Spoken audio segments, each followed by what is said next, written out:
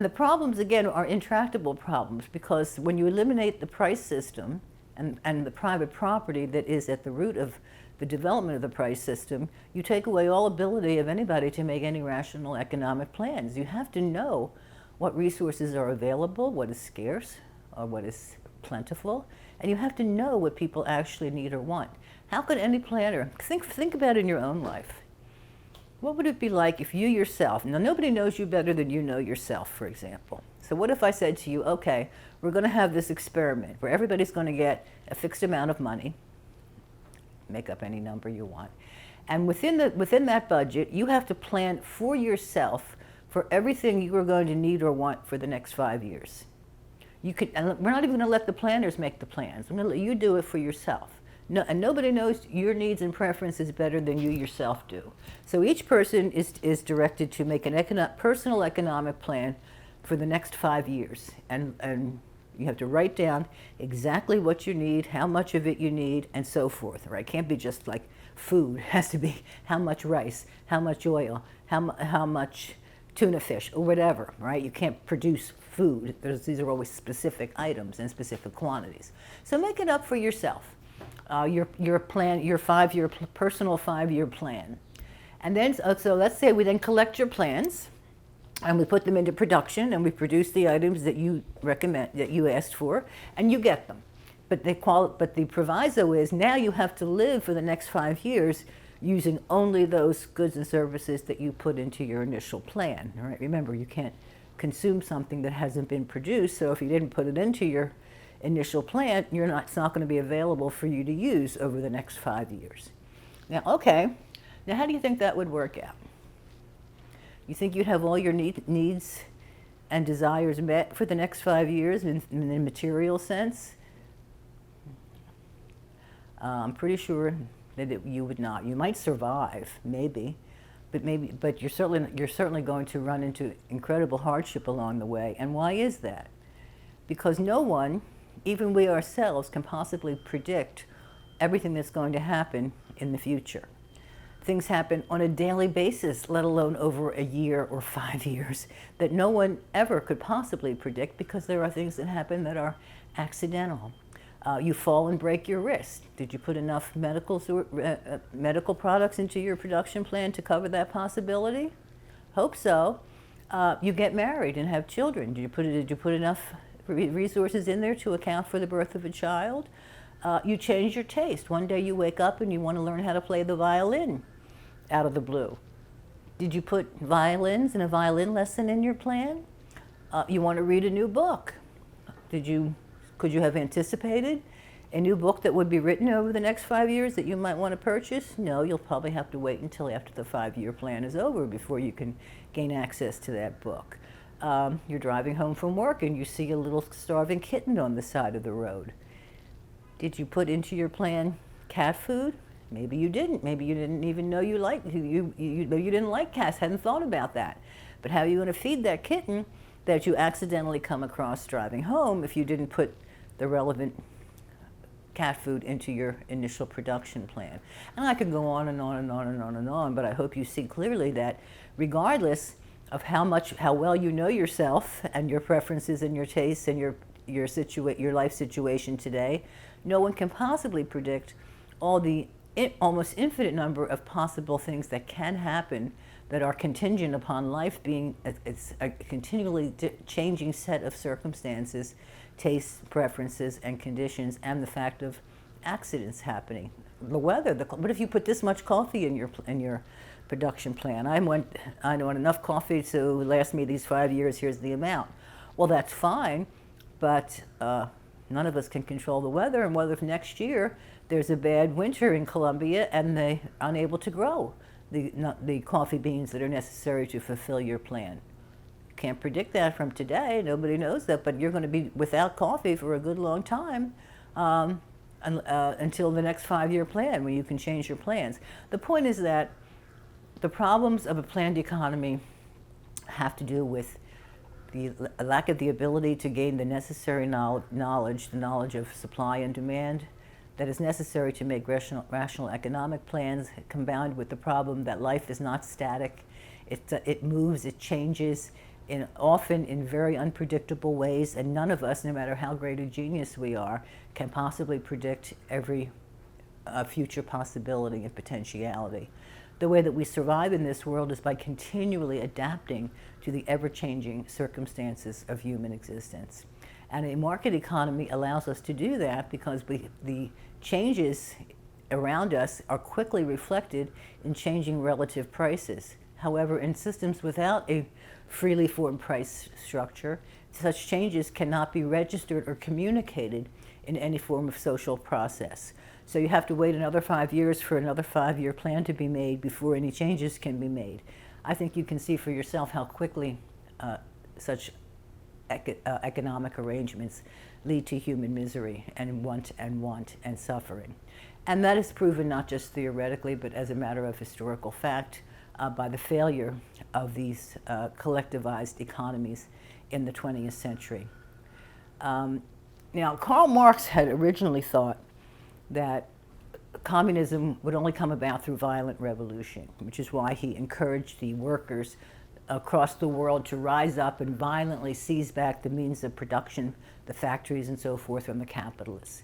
He said the capitalists aren't going to let go of these things peacefully, so there's going to have to be, at least initially, a violent revolution. Eventually things will calm down and everything will be fine, but there's going to be this short-run dictatorship of the proletariat. Well, people who came after Marx, who agreed with his end, his goal, that is the greater equalization of wealth across society, they agreed with it. They shared that goal, but they rejected Marx's means. They did not like violence. They instead thought of themselves as Democrats, people who wanted to have democratic elections and not to use violence to bring about socialism. In England, they were a famous group called the Fabians, the Fabian Society. They were socialists who disavowed violence, but instead thought they could bring about socialism through the peaceful and evolutionary means of democracy. In America and the United States, they were followed by the progressives of the late 19th and early 20th century, and that eventually became assimilated into what today we know as modern liberal progressivism. And the idea of the Fabians and the progressives, again, they wanted the same goal. They were socialists. They wanted to have a greater equalization of wealth, but they did not want to use violence. And they didn't want to use the drastic means recommended by Marx, which is the complete abolition of all private property. They thought that's too extreme. But they also realized that you don't need to do either of those two things to bring about socialism. Instead, what you want to do is to extend democracy. Now, how is well, first of all, we know what democracy is now. Remember, democracy is a system where majority rule prevails. The people at large get to participate in the determination of law and policy and run for office and hold office. And the operative principle of democratic elections is majority rule. So what we want to do, said the Fabians and the early progressives, is to extend democracy, which had already been, in the 19th century, been in the process of being extended to more and more people were allowed to vote. By the early 20th century, what's called universal suffrage had been achieved, that meaning that just about every group in society is permitted to vote. But that was part of the idea of how to bring about socialism, extend democracy. Now, how would that work? How would extending democracy help to bring about socialism? Well, in every society known to man since the beginning of time up until today, there's usually two groups in society. We could call them the haves and the have-nots. It's always been there. It's been a feature of human existence in every society known to man forever. But of the two groups, the haves and the have-nots, which group is larger? Which is in the majority? The have-nots, obviously. So if you can bring everybody into the voting process, the majority of those voters will be in the class of the have-nots.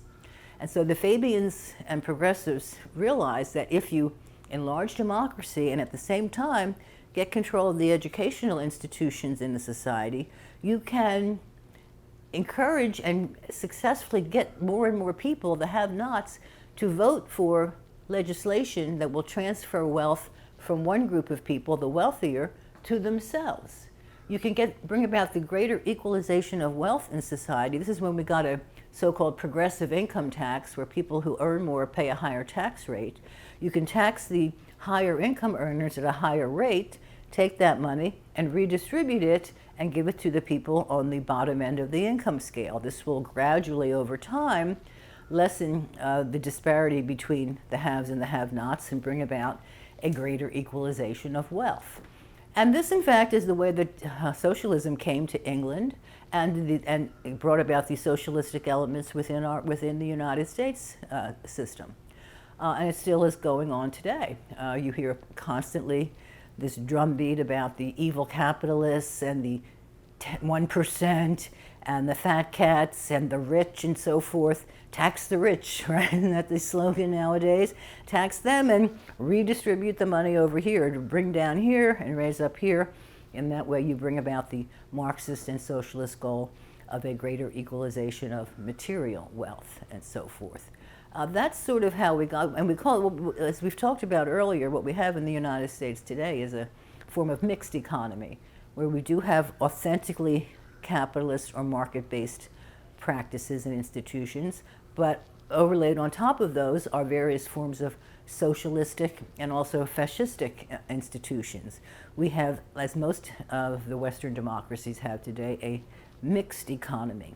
What we see today is far from pure capitalism, and it's not pure socialism. It's a hybrid mixture of these two conflicting systems. It's unstable. It's like mixing oil and water. One principle is based on private ownership and direction of resource, another on government direction of resources. One is based on voluntary exchange, another necessarily involves the coercion of law. And you can't, these systems are not compatible. They're sort of like negative and positive rights. They're not harmonious. So the tendency is for these mixed systems over time to transform into one of the two poles, into a more market-based society or a more socialistic society. For that reason, a famous book was written in the 1940s by Friedrich Hayek, the Nobel laureate, called The Road to Serfdom. And he said, the path that we're on, we don't seem to realize what we're doing by adopting more and more of these socialistic practices. We are progressively eliminating our heritage of individual rights, limited government, rule of law, individual freedom, and all the other things that we've discussed. And I think time has shown the wisdom and the truth of what Hayek was saying. We are moving ever closer to fully socialized societies. We're not there yet, and there's resistance and so forth, and who knows what the ultimate end of the process will be. But you can measure the growth of government, the growth of, remember, socialism exists whenever government has control over the direction of resources rather than private individuals. The way the Fabians and the progressives envisioned it, as I said, you don't have to abolish private property to achieve that end.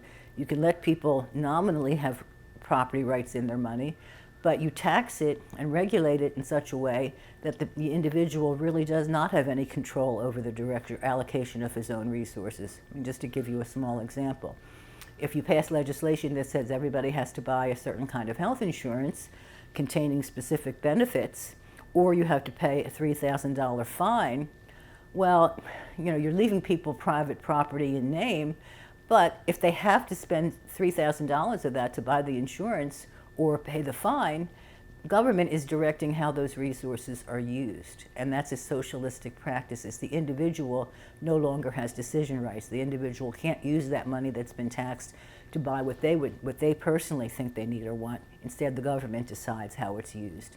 And that's the same for all kinds of regulations. If you pass a regulation that a factory has to keep pollution emissions below a certain amount, well, fine, you've kept private property in place, but now the factory owner has to use the money to buy this mandated pollution equipment, whether he wants to or not. He no longer has control over the direction of his own resources. The government has decided.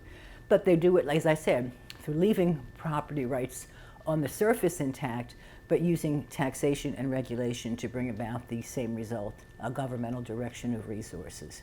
And we see more and more and more increasing amounts of that in our society today, where government is routinely directing big business, the banks, the big tech companies, corporations of all kinds to do what they want them to do. They're not allowed, for example, they're putting pressure, not allowed to invest in production of oil and gas and so forth. They keep private property nominally in place, but government actually, behind the scenes, controls the direction of resources through tax and regulatory policy. So that's the issue. And with respect to the question of freedom, so socialism cannot rely on voluntary exchange. It is enforced by government, which is always backed by the coercive sanction of law.